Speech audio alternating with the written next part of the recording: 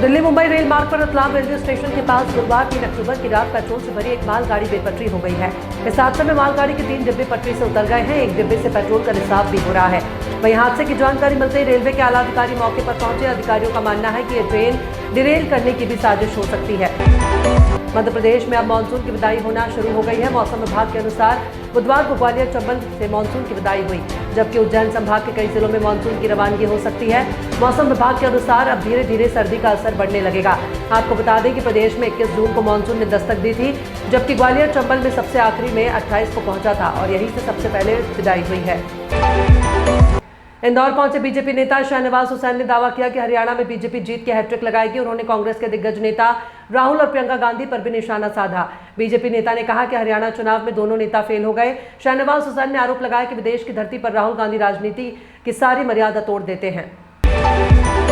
कानपुर की सीसामऊ सीट से समाजवादी पार्टी के निवर्तमान विधायक इरफान सोलंकी की मुश्किलें कम होने का नाम नहीं ले रही हैं। इरफान सोलंकी की सजा से जुड़े मामलों में इलाहाबाद हाईकोर्ट में गुरुवार को एक बार फिर सुनवाई चल रही है। गुरुवार को की गई सुनवाई मामले को सुनने वाली डिवीजन बेंच के नहीं बैठने के चलते चली है। ये सुनवाई जस्टिस राजीव गुप्ता और जस्टिस सुरेंद्र सिंह की डिवीजन बेंच में होनी थी।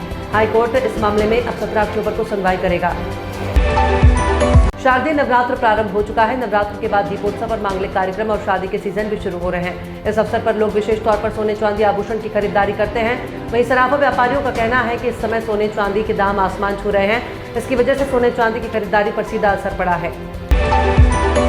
उत्तर प्रदेश के एटा में समाजवादी पार्टी के महासचिव प्रोफेसर राम गोपाल यादव के रिश्तेदार और कद्दावर सपा नेता रामेश्वर यादव और जोगेंद्र यादव के खिलाफ रेप का आरोप लगाया है। पीड़िता ने दोनों के खिलाफ बंधक बनाकर बलात्कार करने का आरोप लगाया। इस मामले में एटा कोतवाली नगर में शिकायत दर्ज कर ली है, जिसके बाद पुलिस मामले की छानबीन में जुट गई है। गाजियाबाद के लोडिया नगर स्थित हिंदी भवन में 29 सितंबर को आयोजित एक कार्यक्रम में भड़काऊ भाषण देने के आरोप में गुरुवार को महंत यति नरसिम्हानंद के खिलाफ एफआईआर दर्ज की गई है। महंत नरसिम्हानंद पर दूसरे समुदाय के लोगों की धार्मिक भावनाएं आहत करने का आरोप लगा है। फिलहाल अभी तक नरसिम्हानंद को गिरफ्तार नहीं किया गया है।